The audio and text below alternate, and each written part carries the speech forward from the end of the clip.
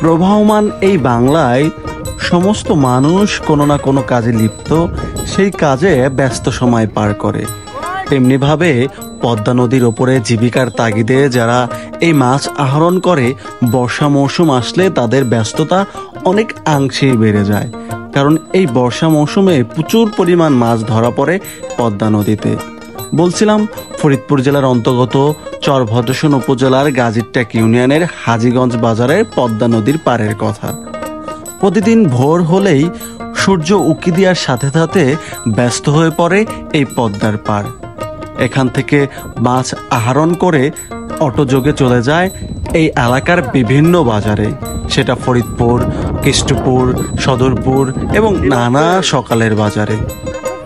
সেখান থেকে মাছ বিক্রি করে যে টাকা উপার্জন হয় সেটা দিয়েই চলে এই জেলেদের সংসার।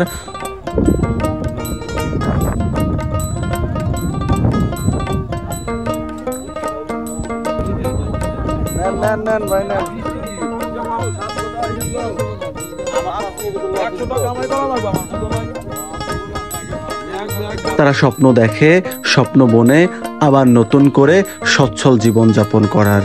বর্ষা শুধু তাদের জীবনকে সচ্ছলতার দ্বার প্রান্তে নেয় না, পক্ষান্তরে আবার দুঃখের ছায়াও বয়ে আনে। তারা মোটা অঙ্কের টাকা ইনভেস্ট করে এই বর্ষা মৌসুমকে কেন্দ্র করে।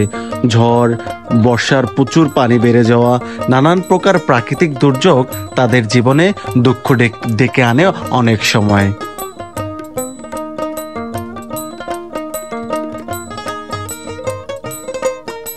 এই তো পদ্মার রূপ, যেখানে সুখ মিলে সেখানে আবার দুঃখের ছায়াও বয়ে আসে এই জেলেদের মাঝে।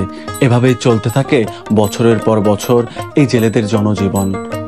তাদের সংসার, তাদের জীবিকার তাগিদে তাদের দৈনন্দিন সকল চাওয়া পাওয়া পূরণ হয় এই পদ্মা নদীর মাছ থেকে মাছ আহরণ করে। এ পর্যন্ত ভালো থাকুন, সুস্থ থাকুন। দেখা হবে নতুন কোনো টপিক নিয়ে। আসসালামু আলাইকুম। আর অবশ্যই ভালো লাগলে লাইক, কমেন্ট, শেয়ার করে পাশে থাকবেন, যেটা আমাকে আরো বেশি উৎসাহ যোগাবে।